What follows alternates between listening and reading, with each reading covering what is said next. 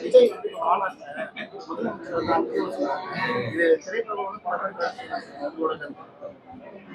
நான் அரசியல் எல்லாம் எனக்கு வந்து எனக்கு எனக்கு சம்மந்தம் கிடையாது, எனக்கு அனுபவமும் கிடையாது. பட் விஜய் வந்து பேசுறது வந்து தப்பா யாரும் எனக்கு எனக்கு படலை. ஏன்னா அவர் வந்து நிஜமாவே நேரில் பார்க்கும்போது குட் மார்னிங் அங்கிள், வணக்கம் அங்கிள், எப்படி இருக்கீங்க அங்கிள் தான் சொல்லுவார். அதை வந்து இன்னைக்கு பப்ளிக்ல சொல்லியிருக்காரு. அப்படிதான் நான் பார்க்குறேன். அதுக்கு வேற மீனிங் எடுத்துக்கிட்டு வேற மாதிரி ஒரு குரூப் வந்து பேசிட்டு இருக்காங்க. அது வந்து அவங்களுக்கெல்லாம் நான் சொல்றேன், அதை விடுங்க. மற்றபடி நாட்டுக்கு என்ன நல்லதோ அதை எப்படி பண்ணணுமோ அதை பண்ணா ஓகே. அது யாரா இருந்தாலும் சரி இல்லையா. எனக்கு வந்து அவர் வந்து நானே வந்து அதே ரெட் ஜெயண்ட்டுக்கு வந்து 2 படம் பண்ணியிருக்கேன். ஆதவன் பண்ணியிருக்கேன், இது மன்மதனம்ப பண்ணியிருக்கேன். அந்த டயத்துலலாம் வந்து ஸ்டாலின் சார் வந்து அப்போ டெப்யூட்டி சிஎம்மாக இருந்தார்.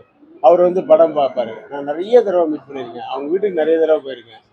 நானே வணக்கம் அங்கிள் தான் சொல்லுவேன், ஆண்டி எப்படி இருக்கீங்கன்னு தான் சொல்லுவாங்க அவங்கள. அது வந்து தப்பான வார்த்தையே கிடையாது.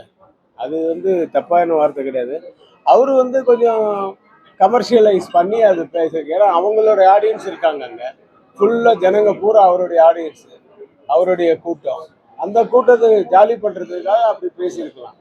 அப்படி பேசுனதா தான் நான் நினைக்கிறேன். அவர் வந்து தப்பாக ஒருத்தருக்கு குறை சொல்லணும்னு, அது குறை சொல்கிற வார்த்தையே கிடையாது. இப்போ நான் இவர் அங்கிள் தான் கூப்பிடுவேன், பாபு அங்கிள் அப்படி தான் கூப்பிடுவேன். அது என்ன தப்பு இருக்குது? அதெல்லாம் ஒன்றும் தப்பு கிடையாது.